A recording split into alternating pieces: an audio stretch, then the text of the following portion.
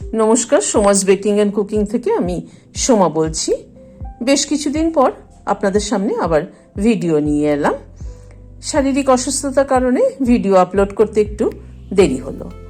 আজ আপনাদের সামনে একটা শর্ট মিল রেসিপি নিয়ে এলাম। অত্যন্ত সংক্ষিপ্ত একটা লাঞ্চ আইটেম, লাঞ্চ বা ডিনার যাই বলুন। উচ্ছে আলু ভাজা আর ডাল চিংড়ির পাতুরি। ডাল চিংড়ির পাতুরিটা দিয়ে কিন্তু গরম গরম ভাত, শুধু ডাল চিংড়ির পাতুরি দিয়ে কিন্তু খাওয়া হয়ে যায়, এরকমই একটা রেসিপি। তাহলে চলুন দেখতে থাকি ভিডিওটা। এখানে 50 গ্রাম মটর ডাল ভালো করে ধুয়ে সারা রাত্রি ভিজিয়ে রেখেছিলাম। এটাকে একটা গ্রাইন্ডিং জারে দিয়ে একটা পেস্ট তৈরি করে নিচ্ছি। এটাকে সাইডে সরিয়ে নিচ্ছি। এখানে চিংড়ি মাছ নিলাম 250 গ্রাম। চিংড়ি মাছটা ভালো করে ধুয়ে পরিষ্কার করে নিয়েছি। অল্প একটু নুন, অল্প একটু হলুদ মাখিয়ে নিচ্ছি।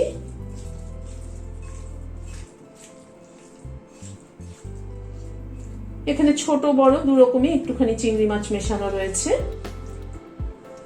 এখানে একটা বাটি নিয়েছি, একটা মশলা তৈরি করব। এখানে 1 চামচ 1.5 চামচ কালো সর্ষে নিলাম, 1 চামচ সাদা সর্ষে নিলাম। এখানে নারকেল কোড়া নিচ্ছি 1 চামচ, 2 চামচ, 3 চামচ নারকেল কোড়া নিলাম। সামান্য একটু নুন দিয়ে দিলাম আর 2টো কাঁচা লঙ্কা দিয়ে দিলাম। এটাকে একটা পেস্ট তৈরি করে নিচ্ছি। মটর ডালের পেস্টটা করে একটা বাটিতে ঢেলে নিচ্ছি।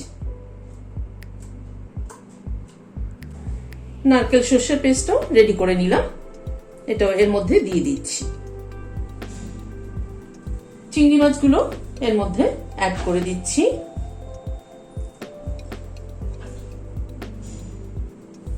ওয়ান টিস্পুন নুন দিয়ে দিলাম। যদিও চিংড়ি মাছের মধ্যে অল্প নুন মাখিয়েছিলাম, কিন্তু এখানে আরো লাগবে নুন।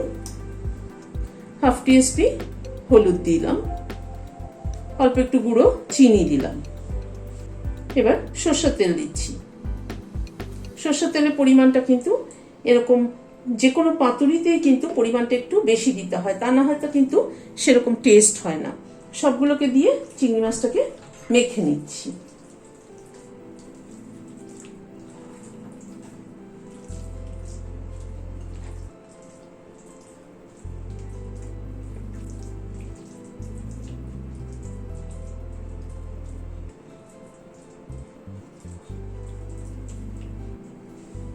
হলুদটা আর একটু লাগবে, আর একটু হলুদ দিলাম। আর 1/4 টিস্পুন মতো পরে হলুদ অ্যাড করলাম। আর একটু সরষের তেল লাগবে। সরষের তেল ধরুন এখানে 3 টেবিল চামচ সরষের তেল দিলাম।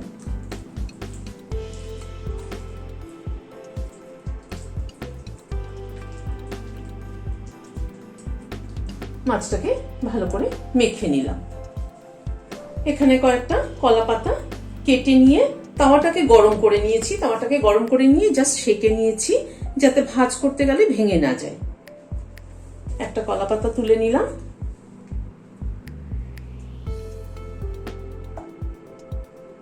কিছুটা মিক্সচার, চিংড়ি মাছ সহ ডালের মিক্সচারটা এর মধ্যে দিয়ে দিলাম।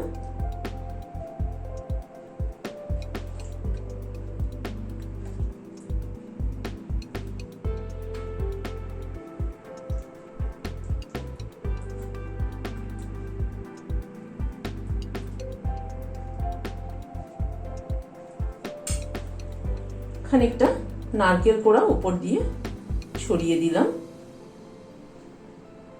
আর একটা কাঁচা লঙ্কা দিয়ে দিলাম। দিয়ে পাতাটাকে ফোল্ড করে দিচ্ছি।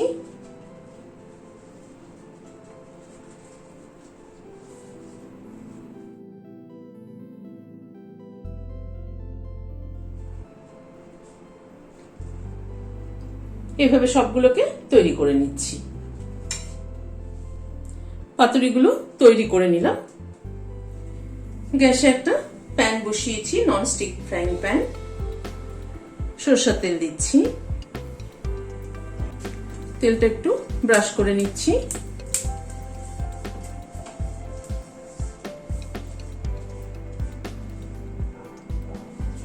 এবার পাতুরিগুলো দিয়ে দিলাম।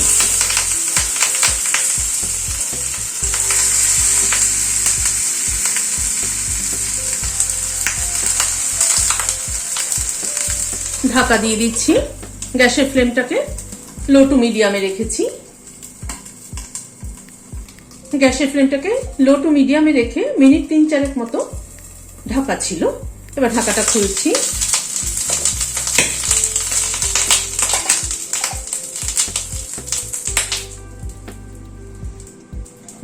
এবার পাতুরিগুলোকে উল্টে দিচ্ছি।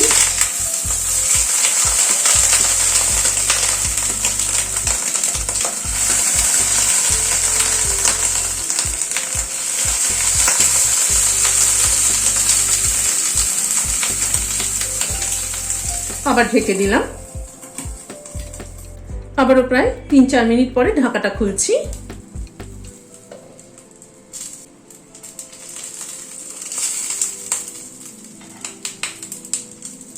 এই পিঠটাও হয়ে গেছে।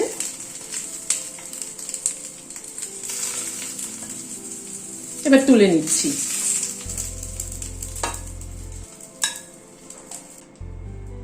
এইভাবে আমি সবগুলো করে নিচ্ছি।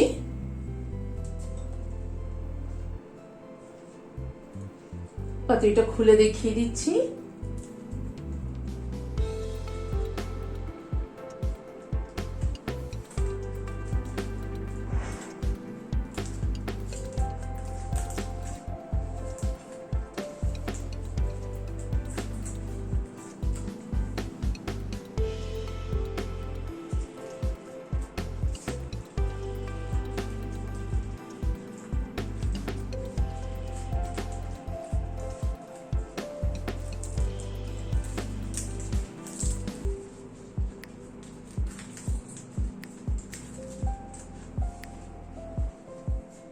কড়াইতে প্রথমে সরষের তেল দিচ্ছি।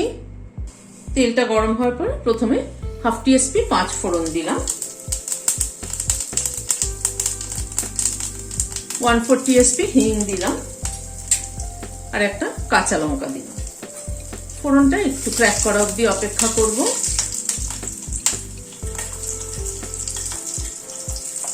এখানে একটা মিডিয়াম সাইজের আলু কেটে নিয়েছি, এরকম লম্বা করে, সেটা দিয়ে দিলাম।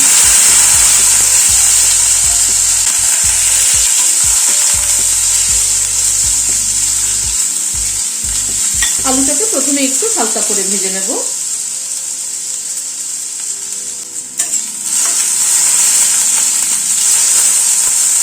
আলুটাকে এই মিনিট খানিক একটুখানি নাড়াচাড়া করে নিলাম। এবার এখানে উচ্ছে, এখানে 5-6টা মতো উচ্ছে আছে।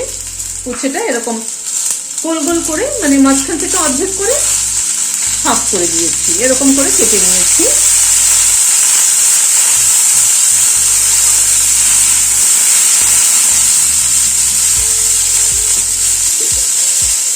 হলুদ দিলাম সামান্য পরিমাণ, নুন দিলাম 1/4 টিস্পুন মতো।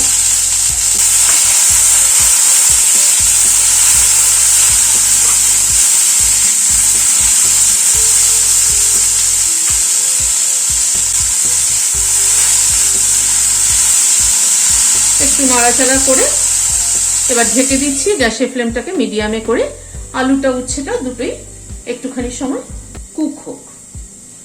এই উচ্ছে আলু ভাজাটা কিন্তু অত্যন্ত সিম্পল একটা রেসিপি, বাট খেতে কিন্তু ভীষণ ভালো লাগে। যে হিং, 5 ফোড়ন, কাঁচা লঙ্কা দিয়ে ফোড়নটা দিলাম, তাতে কিন্তু পুরো উচ্ছে আলু ভাজার টেস্টটা কিন্তু বদলে যায়। এই মিনিট 2-3 মতো ঢাকা ছিল, ঢাকাটা খুলছি।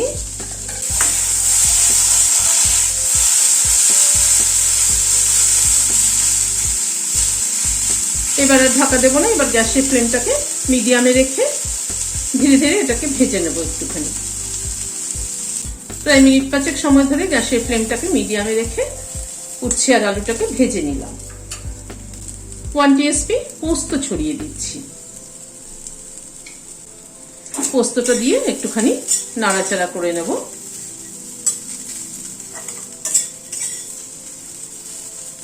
গরম গরম ভাতের সাথে এই উচ্ছে আলু ভাজাটা খেতে কিন্তু দারুণ লাগে।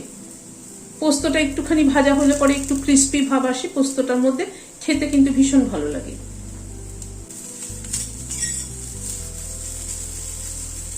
পোস্তটাই 1-2 মিনিট একটু নাড়াচাড়া করে নিয়ে গ্যাসের ফ্লেমটাকে বন্ধ করে দিলাম। তৈরি হয়ে গেল উচ্ছে আলু ভাজা। আমার এই আজকের রেসিপিটা আপনাদের কেমন লাগলো আমাকে কিন্তু অবশ্যই কমেন্ট বক্সে জানাবেন।